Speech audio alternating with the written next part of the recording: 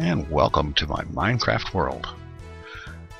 What you're seeing here is a look at what my Minecraft world looked like before I did anything to it, before I built even one thing.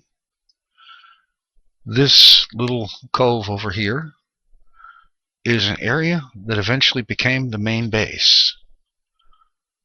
Over there, that mountain is what eventually became first an open pit strip mine and eventually the site of the mob tower. But we'll focus on the main base for this first episode. This too high column of dirt is the point where I spawned on this world, the first place that I actually appeared. And into this hillside is where I originally dug my first main base. And now we'll cut to a look at what it looked like as of the first episode of my Minecraft adventure. And now we fast forward a few days to what this base looked like after about the first 2 days of my playing the game. I had dug up a lot of sand and made glass to create a very good size enclosure for the full compound. And right in here, this view here is what the front of the base used to look like back in those days. It's changed considerably since then, and I've learned a lot as well. When I was first playing, I didn't have much of a clue about hardly anything, and it showed so often in my early episodes. And now in here, this is the first workstation that I built.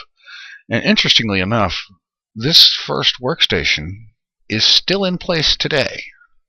I've added some more furnaces and a little bit more chests, but it has remained the same the entire time. And now for a look at what it is now. And this here is what my world looks like around the main base now. The main base has grown from a humble little thing carved into the side of a hill to a structure of glass and sandstone trimmed in obsidian, which is the hardest and most difficult to obtain material in the game, actually. And yes, I do get a certain amount of inspiration for this from the old Zork video games, the text adventure games. And let's see. Here is that first workstation. It's been expanded some.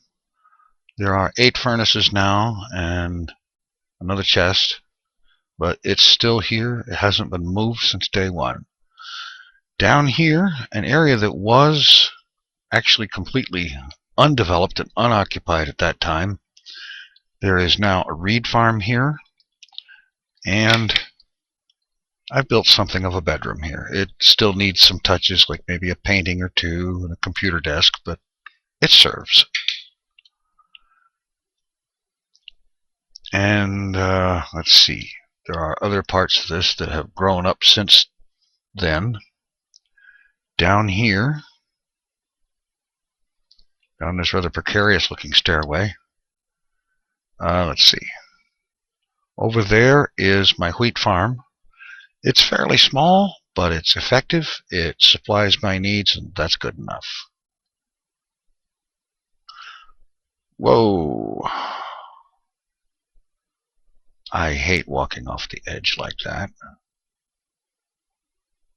Things are a little sluggish tonight, or I wouldn't have done that. This is the tree farm.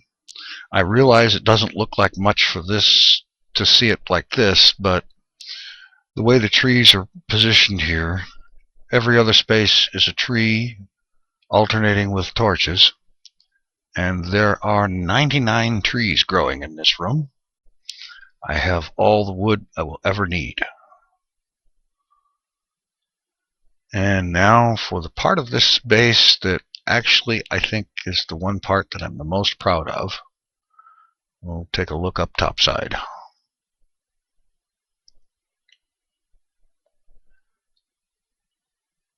This stairwell is a fairly recent addition. And this is... okay, there's a lighting glitch that messes up the signs, but this is the Avidia-Zen GUE train station number 1. This is a minecart station that is capable of handling up to 12 tracks and has switching for them. There are currently 3 tracks in position now. Track 1 that goes down to the Gizmos Island base, which I will visit in this series later on. Track 2 proceeds over to the mining base, which we'll be seeing much sooner. Track 3 heads off to the new territory developed when 1.8 came out, with new terrain generation algorithms and everything. This train station is built entirely of sandstone, and it took quite a while to get the redstone wiring worked out for those switches to handle switching the different tracks together. And I got some trees growing in here for a little bit of decor and ambience, whatever. And it's a very nice station. It works, it's effective, it's one of the best looking constructions I've put together in this world, I think.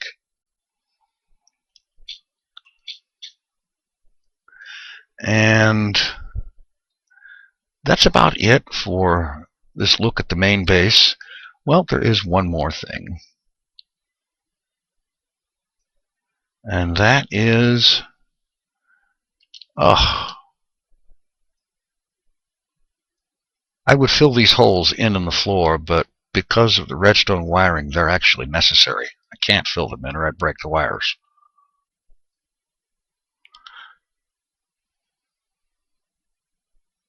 This is the view from what is currently the roof of this building, the top of the second floor. There's the track that heads off towards 1.8 country and the new terrain generated when 1.8 came out.